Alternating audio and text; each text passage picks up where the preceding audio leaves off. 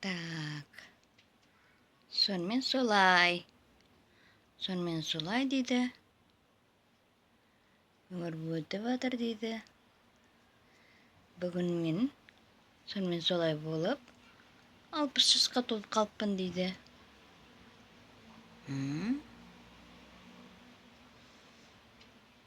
Менің мамам мені кешке таман туған.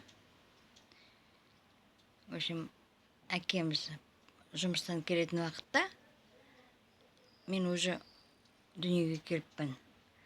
Сосын ойлап отырған, мамам ойлаған, я для папы подарок сделаю.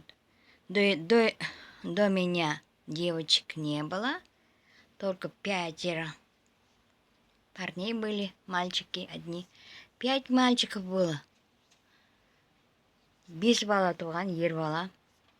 Одан кейін барып менің әжем өзінің келініне, менің мамама айтқан, қарағым-ау, сен неге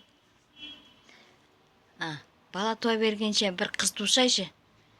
Қартайғанда бала келіннің соңынан кетіп қала ма, арақтың соңынан кетіп қала ма, қайдан білесің?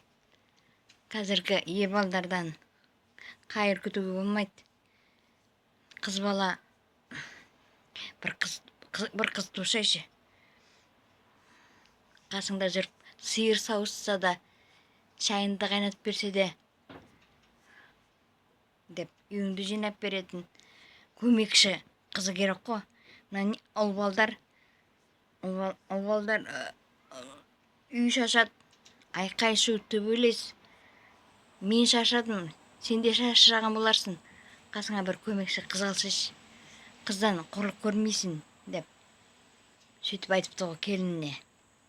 Сосын мамам Құдайдан, Алладан сұрадым дейді. Алла, Құдай, 5 баланы бердің, рахмет берген балдарыңа. Бірақ та маған көмекші қасыма қыз тушы деп, қыз берші, қыз туайыншы, қыз берші деп сұрапты Алладан. Әжем де сұраған, мамам да сұраған. Сосын 5 баладан кейін мен қыз болып мен туыппын. Ол мамам туған уақытта кешке қартай әкем жұмыстан келу керек екен.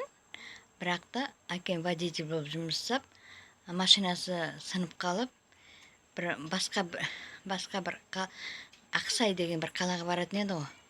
Сол Ақсайда қалып қойыпты. Келе алмай, машинасы сынып қалғандықтан. 2-3 күннен кейін келіпті.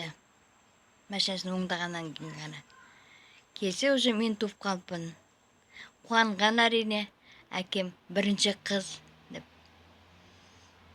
Мен сүйікті әкемнің де, шешемнің де, әжемнің де сүйікті қызы болып дүниеге келген адамын.